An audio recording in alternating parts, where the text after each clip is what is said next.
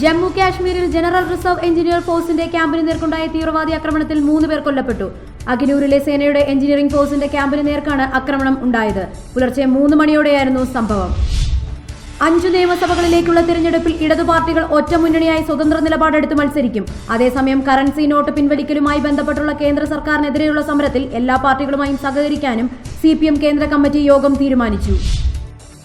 പ്രധാനമന്ത്രി നരേന്ദ്രമോദി BA പരീക്ഷ പാസ്സായ 1978-ൽ അതേ പരീക്ഷ പാസ്സായ മറ്റു വിദ്യാർത്ഥികളുടെ പേരും വിശദവിവരങ്ങളും പരിശോധിക്കാൻ ഡൽഹി സർവകലാശാല അനുവദിക്കണമെന്ന് കേന്ദ്ര വിവരാവകാശ കമ്മീഷന്റെ നിർദ്ദേശം. ഈ ആവശ്യം ഉന്നയിച്ച് വിവരാവകാശ അപേക്ഷകനായ നീരജ് നൽകിയ അപേക്ഷയിലാണ് കമ്മീഷന്റെ ഉത്തരവ്. ഔദ്യോഗിക സമാജ്വാദി പാർട്ടി തങ്ങളാണെന്ന് അവകാശപ്പെട്ട് മുലായം സിംഗ് യാദവ് വിഭാഗം ഇന്ന് കേന്ദ്ര തിരഞ്ഞെടുപ്പ് കമ്മീഷനെ കാണും. അഖിലേഷ് യാദവ് വിഭാഗം സമർപ്പിച്ചിട്ടുള്ള സത്യവാങ്മൂലത്തിന്റെ ആധികാരികത പരിശോധിക്കാൻ മുലായം തിരഞ്ഞെടുപ്പ് കമ്മീഷനോട് ആവശ്യപ്പെടും. ജെറുസലേമിലെ ജനങ്ങൾക്കിടയിലേക്ക് ട്രക്ക് പാഞ്ഞു കയറി 3 പേർ മരിച്ചു, 15 പേർക്ക് പരിക്കേറ്റു. തീവ്രവാദി ആക്രമണമാണെന്ന് പോലീസിന്റെ പ്രാഥമിക നിഗമനം. നഗരത്തിലെ ഒരു പറ്റം സൈനികർക്ക് നേരെ ആക്രമി ട്രക്ക് ഓടിച്ചു കയറ്റുകയായിരുന്നു. രാജ്യത്തെ എല്ലാ പെട്രോൾ ബങ്കുകളിലും 13 വരെ ഡെബിറ്റ് ക്രെഡിറ്റ് കാർഡുകൾ വഴി പണം സ്വീകരിക്കുമെന്ന് പെട്രോൾ പമ്പ് ഉടമകൾ.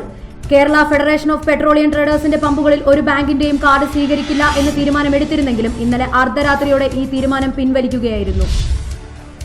അച്ഛനെ കുത്തിക്കൊന്ന് മകൻ അമ്മയെ ആക്രമിക്കുകയും വീടിന് തീയിടുകയും ചെയ്തു. ന്യൂഡൽഹിയിൽ നടന്ന ആക്രമണത്തിൽ 11 പോലീസുകാർ ഉൾപ്പെടെ 13 പേർക്ക് പരിക്ക്.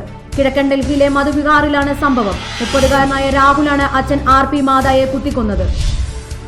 സന്തോഷ് ട്രോഫി ദക്ഷിണ മേഖല യോഗ്യതാ റൗണ്ടിൽ തമിഴ്നാടിനും സർവീസസിനും തുടർച്ചയായി 2ാം വിജയം. എതിരില്ലാത്ത 4 ഗോളിന് തമിഴ്നാട് തെലങ്കാനയെയും ഇതേ സ്കോറിന് സർവീസസ് ലക്ഷദ്വീപിനെയും പരാജയപ്പെടുത്തി.